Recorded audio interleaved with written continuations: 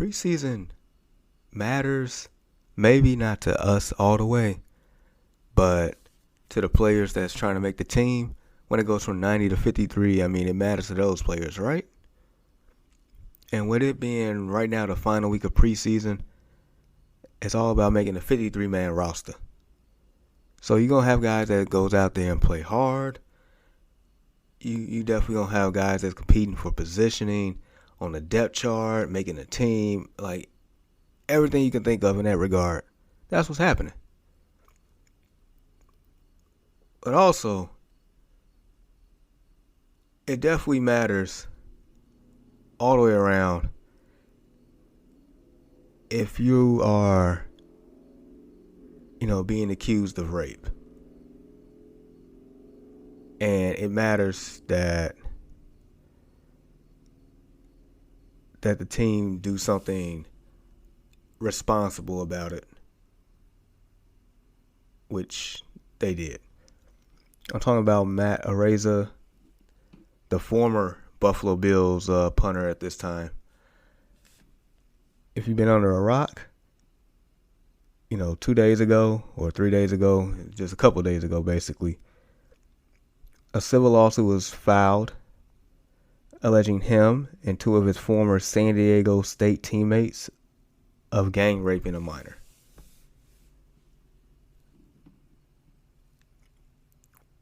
I don't care how, true or not true that is, at this particular time. It's just more so with stuff like that, you have to take, immediate action to a certain degree. Yeah, you want to wait until, the facts are out, guys are supposedly innocent until proven guilty. But in this situation, it's like, if you keep the guy around, this is a punter, by the way. If you keep Matt Araiza around while all of this is going on, it's just going to create more animosity, more distractions. The team has Super Bowl aspirations. It's just not a good scene from a PR standpoint. And I feel like this could be anyone in the NFL or basically any sport, and a team would take action.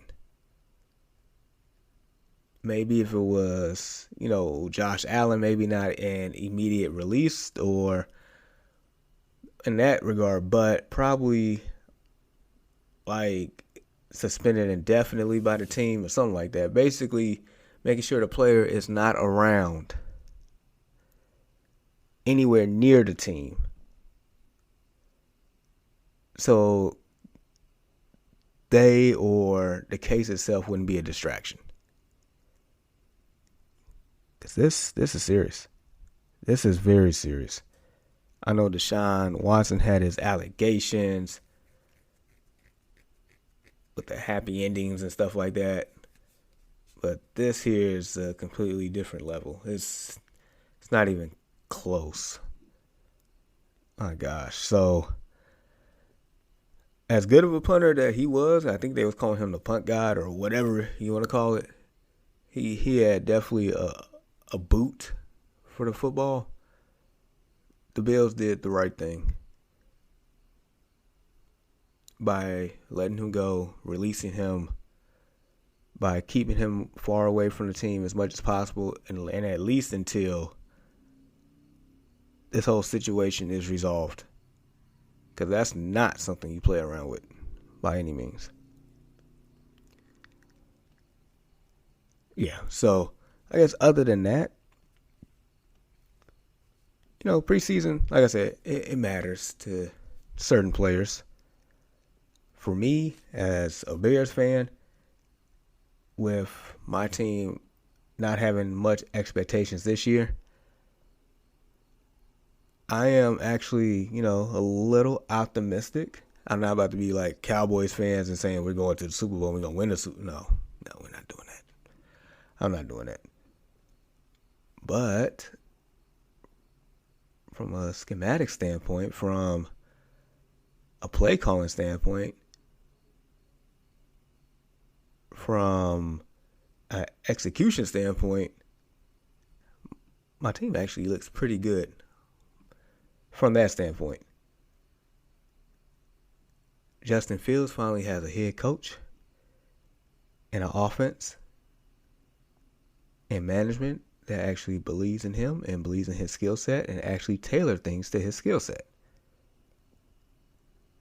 The man was 14 of 16 yesterday, played basically the first half, threw 3 touchdowns. No picks. Matter of fact, the man hasn't turned over the ball at all this whole preseason. My team looks good. Now, week 1 is coming. Got the Niners at home. We'll see what happens. I just know the schedule this year is a lot easier than last year for us.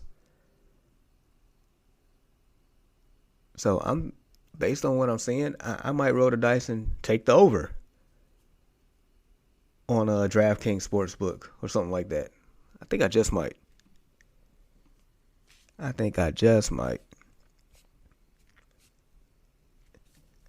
But yeah. So briefly in other news,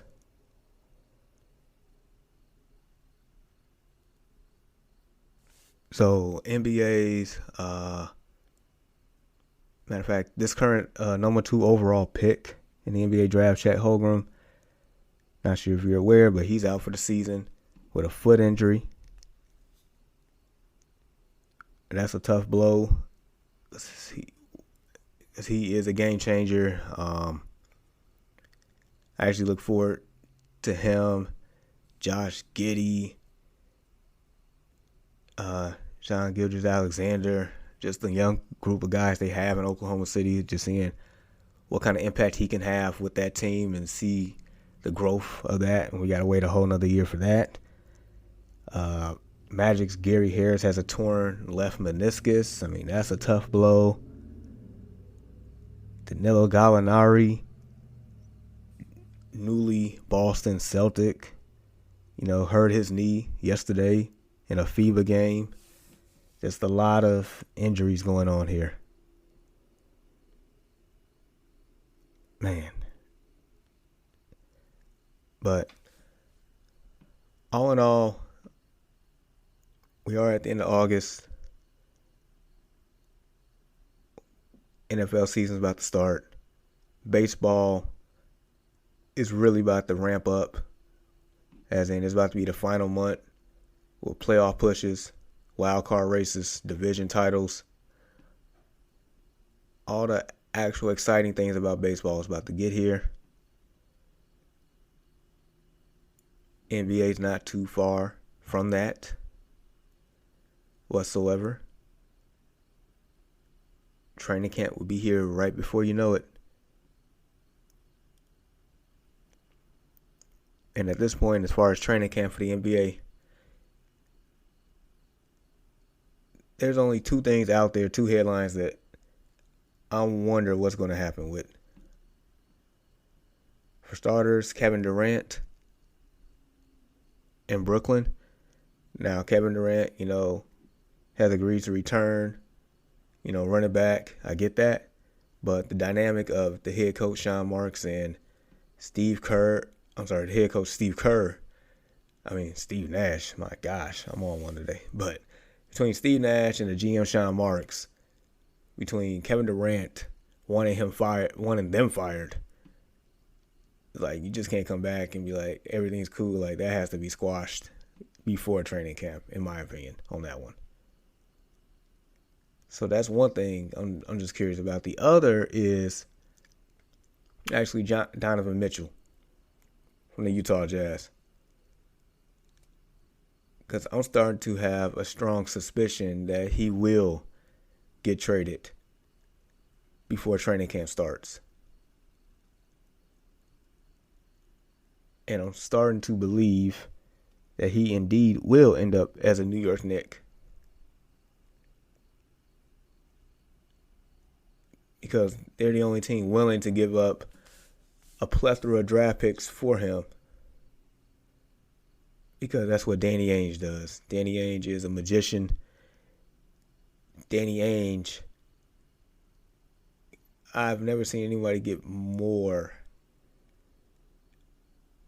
out of nothing to be plentiful.